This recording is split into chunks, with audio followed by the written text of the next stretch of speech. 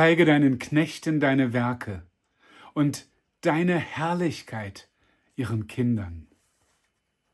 Ihr Lieben, ich grüße euch zu einer neuen Folge von Morgenmut mit der Losung aus Psalm 90, Vers 16. Ein Psalm, der auf Mose zurückgeführt wird. Das ist was Einzigartiges im Psalter. Und der auf die ganze Länge des Lebens schaut. Da ist der berühmte Vers: Lehre uns bedenken, dass wir sterben müssen, auf dass wir klug werden.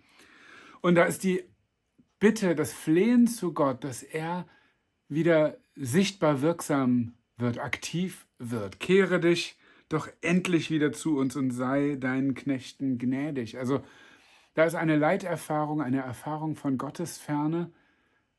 Und Mose sagt, lass uns jetzt wieder erleben, dass du da bist. Und wofür betet er dann konkret hier in Vers 16? 2 Dinge. Erstmal spricht er von den Knechten Gottes, da meint er sich selbst mit, seine Generation: zeig uns, deinen Knechten, deine Werke. Also, ich will nicht nur Geschichten über dich hören, so kostbar wie das ist, sondern ich will dich in Aktion erleben. Ich glaube, das ist eine Sehnsucht, die nicht ungehörig ist, die nicht unverschämt ist vor Gott, sondern zu der er sich gerne stellt, weil er lebendig ist und weil er gerne wirkt. Ich sage, ich strecke mich nach dir aus. Ich freue mich über Zeugnisse aus anderen Zeiten, von anderen Orten, aus früheren Zeiten, vielleicht in meinem eigenen Leben. Aber lass mich neu erleben, dass du konkret handelst. Lass mich deine Werke sehen, Herr. Und dann geht es in die nächste Generation.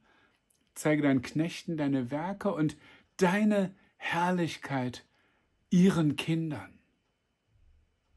Unsere Kinder, die nach uns kommen, ob das die eigene Familie ist, leibliche Kinder oder geistliche Nachkommen, die sollen erst recht nicht nur von den alten Geschichten leben, sondern neu eine Offenbarung bekommen von Gottes Herrlichkeit. Es gibt ja manchmal diese Abfolgen, dass eine Generation total on fire ist und Gottes Größe erlebt und die nächste führt es dann aus Tradition weiter und die übernächste lässt es dann liegen. Und hier ist das Gebet.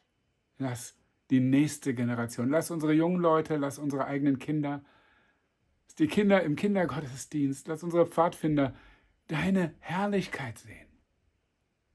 Dass sie selber entzündet sind von der Größe, von der Schönheit, von der Liebe, von der Macht Gottes. Dass sie uns überholen und neue Wege mit ihm gehen. Das ist ein Gebet, was ich aus Herzen mitbeten will. Ich sehne mich danach, Gottes Größe zu sehen. Und ich sehne mich danach, dass meine Kinder und die Kinder in unserer Gemeinde, die junge Generation in unserem Land, neu ergriffen wird von der Herrlichkeit Gottes. Und ich lade dich ein, mit dafür zu beten. Und Herr, ich sage, kehre dich wieder zurück zu uns. Lass uns deine Größe sehen, lass uns deine Machttaten sehen.